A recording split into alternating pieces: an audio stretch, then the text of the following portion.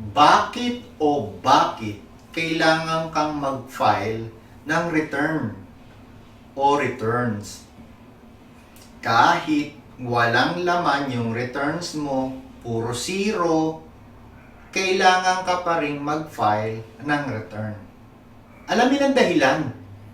At isa pa, pag-uusapan natin yung tax amnesty benefits. Meron daw tax amnesty sa 2017. Ako po ang inyong ka-tax Emelino T. Maestro at welcome po kayo sa ating Oplan Tanim Karunungan. Sa mga gustong magkaroon ng tax agent license, mas mabigat pa to sa PRCID ha.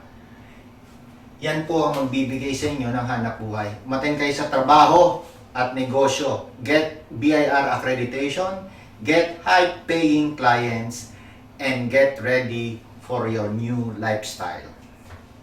So, ang pag-uusapan natin, bakit kailangan yung mag-file? Okay? Sabi po kasi sa batas, ang return ay ang right of the BIR to examine your return ay magpre-prescribe pagdating ng 3 taon mula sa time na ipinail nyo yung iyong tax return.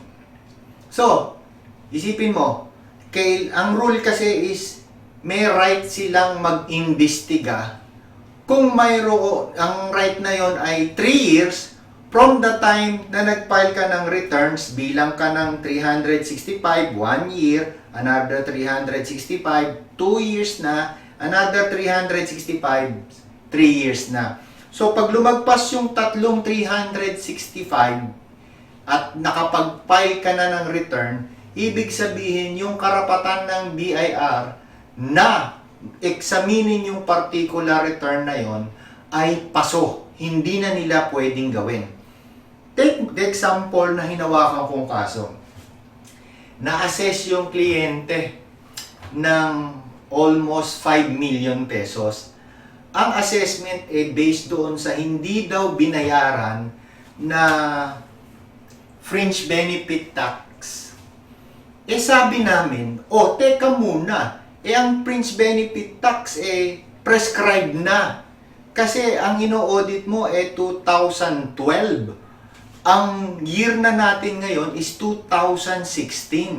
So, yung 3 years to assess the fringe benefit tax has already prescribed. Ano sabi ng BIR? Hindi pa, Mr. Maestro. Mali ka dyan. Bakit ka ako naging mali? Kasi, ang magpre-prescribe ay yung return na i-final. Pero kung wala kang i-final na return, ano ang magpe-prescribe? Tama sila. Under Section 203 ng Tax Code, ang magpe-prescribe lang ay yung return na na-file on time o yung amended return after 365 days. Naintindihan niyo po ba yun? So ngayon, kahit wala kang return kahit wala kang payment, ang suggestion ko para mag-prescribe ang return, mag-file ka ng 000 ang laman ng lahat ng returns mo at i-file mo.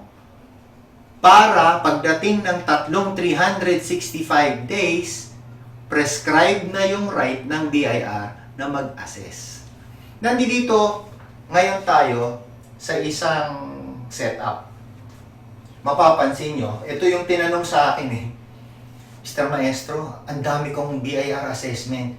2012, may babayaran akong 83 million. 2013, may babayaran na naman akong 50 million daw, sabi ng Bureau. 2014, may babayaran na naman ako 20 million. At sa 2015, may babayaran uli ako na 100 million. Wala na akong pera. Baon na ako sa utang. Ang dami kong babayarang deficiency tax assessment. Anong gagawin ko? Huwag ka mag-alala. ang benefits ng tax amnesty.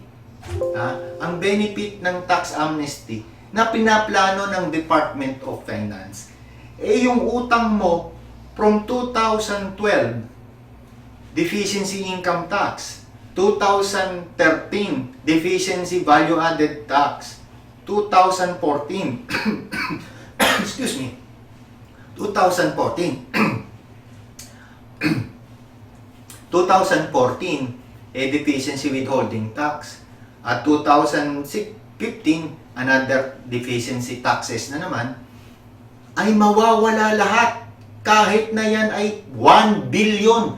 Kahit na ikaw si Manny Pacquiao, ang utang mo ay 3 billion pesos sa gobyerno, aba masisiro kapag ikaw ay nag-apply ng tax amnesty program na gagawin daw ng ating mga congressman at senador sa 2017. Naghain na raw ng proposal ang Department of Finance.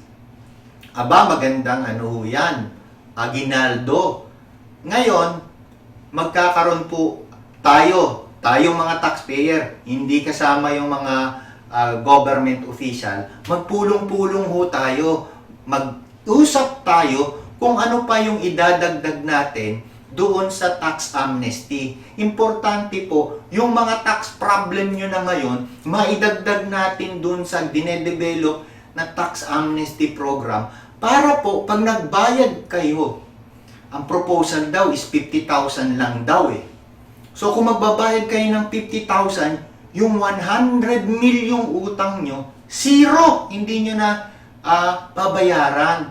O halimbawa kay Manny Pacquiao, congratulations nanalo tayo kay Vargas.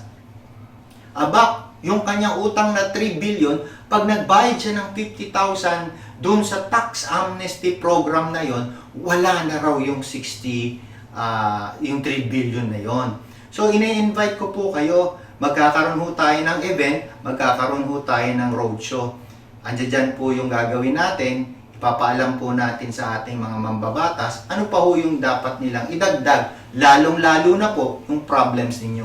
Mura lang po ang pag-attend. Ang importante ay matuto po kayo, ma-share nyo yung experience nyo, makuha natin yung tax problem nyo, maidagdag natin sa tax amnesty program ng 2017. So ini-invite ko po kayo. Meron po tayo sa December, January, February at March na roadshow.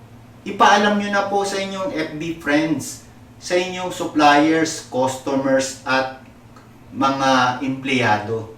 Lalo-lalo na yung mga accountants na gusto pong magkaroon ng hanap buhay. Pumunta ho kayo sa ating roadshow para ho tayo ay magkakilala at maturuan ko po kayo paano ho kayo magkakaroon ng hanap buhay pagdating po ng tax amnesty ng 2017. Nagpapasalamat po ako sa inyong lahat at kayo po ay nagkaroon tayo ng pagkakataon na magkaroon ng pagkakaisa ng kaisipan. Marami pong salamat.